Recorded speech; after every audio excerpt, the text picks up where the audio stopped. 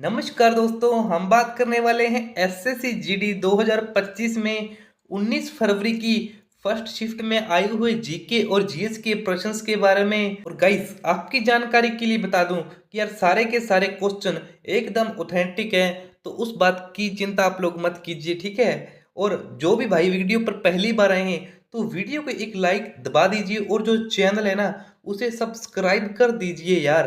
आपके एक सब्सक्राइब से बहुत मोटिवेशन मिलता है, ठीक है। तो चलिए शुरू करते हैं। गाइस, हमारा पहला क्वेश्चन है कि कोणार्क उत्सव किस राज्य में मनाया जाता है। तो कोणार्क उत्सव भारत के उड़ीसा राज्य में मनाया जाता है। यह 5 दिनों तक चलने वाला नृत्य महोत्सव है।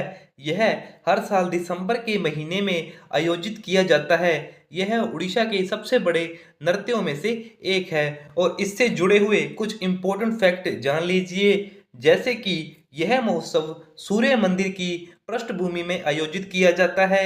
यह महोत्सव 1986 से हर साल 1 से 5 दिसंबर तक आयोजित किया जाता है। इस महोत्सव में भरतनाट्यम, कथक, ओडिसी, कथकली, मणिपुरी, कुचिपुड़ी और अन्य कई नृत्यों को प्रदर्शित किया जाता है। गाइस, हमारा नेक्स्ट क्वेश्चन है कि प्रधानमंत्री का प्रधान सचिव कौन है। तो वर्तमान में प्रधानमंत्री के प्रधान सचिव हैं प्रमोद कुमार मिश्रा, ठीक है। हमारा नेक्स्ट क्वेश्चन है कि नीरज चोपड़ा ने 2018 में गोल्ड मेडल किसमें जीता था। तो नीरज चोपड़ा ने 88.88 मीटर का जबरदस्त थ्रो किया और हम वतन किशोर जैन को पीछे छोड़ते हुए स्वर्ण पदक जीता। नीरज चोपड़ा ऑस्ट्रेलिया के गोल्ड कोस्ट में 2018 CWG में 86.47 मीटर के थ्रो के साथ कॉमनवेल्थ गेम्स में भी चैंपियन बने थे, ठीक है। हमारा नेक्स्ट क्वेश्चन है कि युद्ध की तैयारी को लेकर कौन सी पंचवर्षीय योजना शुरू की गई थी, ठीक है। तो भारत में तीसरी पंचवर्षीय योजना जो 1961 से 66 में चली थी, इसके दौरान रक्षा उद्योग और भारतीय सेना पर काम किया गया। यह योजना युद्ध की तैयारी के लिए शुरू की गई थी। और इससे जुड़े इंपॉर्टेंट फैक्ट जान लीजिए, जैसे कि इस योजना ने कृषि और गेहूं के उत्पादन में जोरदार सुधार किया। और 1962 के भारत चीन युद्ध ने अर्थव्यवस्था में कमजोरियों को उजागर किया था। 1965 से 66 में भारत ने पाकिस्तान के साथ युद्ध भी लड़ा।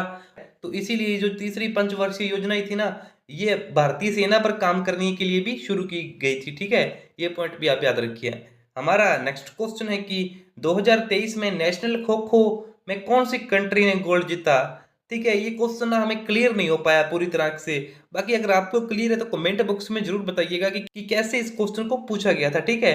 हमारा नेक्स्ट क्वेश्चन है कि आत्मनिर्भर भारत की शुरुआत कब की गई, ठीक है। तो भारत सरकार द्वारा 13 मई 2020 को आत्मनिर्भर भारत बनाने की दिशा में शुरू किया गया अभियान आत्मनिर्भर भारत अभियान है।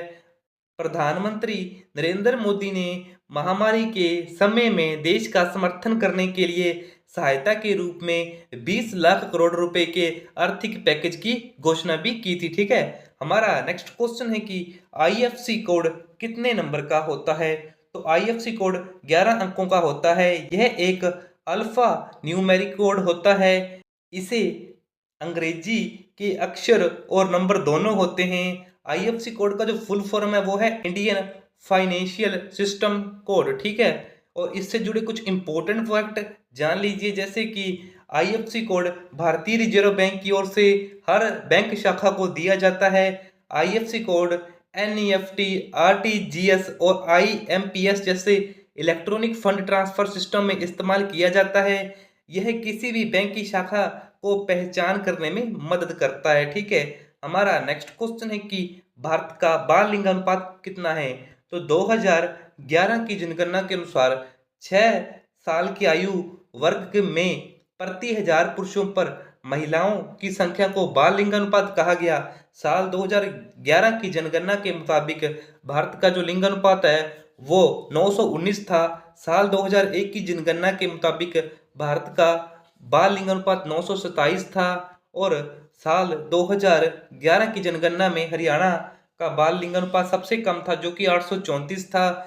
और अरुणाचल प्रदेश का बाल लिंगानुपात सबसे ज्यादा था, जो कि 972 था। हमारा नेक्स्ट क्वेश्चन है कि सरोजा वेदेनयन हमारा नेक्स्ट क्वेश्चन है कि सरोजा वैद्यनाथन किस शास्त्रीय नृत्य से संबंधित हैं? तो ये भरतनाट्यम से संबंधित हैं।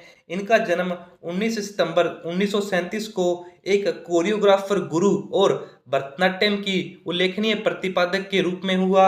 उन्हें भारत सरकार द्वारा 2002 में पद्मश्री और 2013 में पद्म भूषण से भी सम्मानित किया गया। हमारा नेक्स्ट क्वेश्चन है कि दादा साहब फाल्के पुरस्कार 2024 में किसे दिया गया? तो 54वें दादा साहब फाल्के पुरस्कार विजेता मिथुन चक्रवर्ती केंद्रीय सूचना और प्रसारण मंत्रालय अश्विनी वैष्णव ने 30 दिसंबर 2023 को घोषणा की। गाइस, हमारा नेक्स्ट क्वेश्चन है कि सिंधु नदी किसके माध्यम से भारत में प्रवेश करती है? तो सिंधु नदी लेह के रास्ते से भारत में प्रवेश करती है। यह नदी तिब्बत के मानसरोवर झील के पास निकलती है और पश्चिम की ओर बहती हुई भारत में प्रवेश करती है। सिंधु नदी के भारत में प्रवेश करने का मार्ग देख लीजिए, जैसे कि सिंधु नदी तिब्बत में मानसरोवर झील के पास से निकलती है। यह पश्चिम की ओर बहती हुई लेह से भारत में प्रवेश कर जाती है। लेह से कुछ ही दूर पर जास्कर नदी इसकी बाईं ओर मिल जाती है।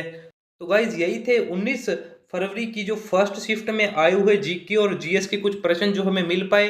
बाकी अगर वीडियो अच्छी लगी तो वीडियो को एक लाइक दबा दीजिए और जो चैनल है ना उसे सब्सक्राइब कर दीजिए यार। आपके एक सब्सक्राइब से बहुत मोटिवेशन मिलता है, तो यार बस सब्सक्राइब कर दो। बाकी पीडीएफ के लिए यार कमेंट कर दो पीडीएफ।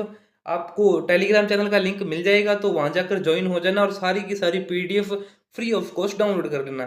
Thank you.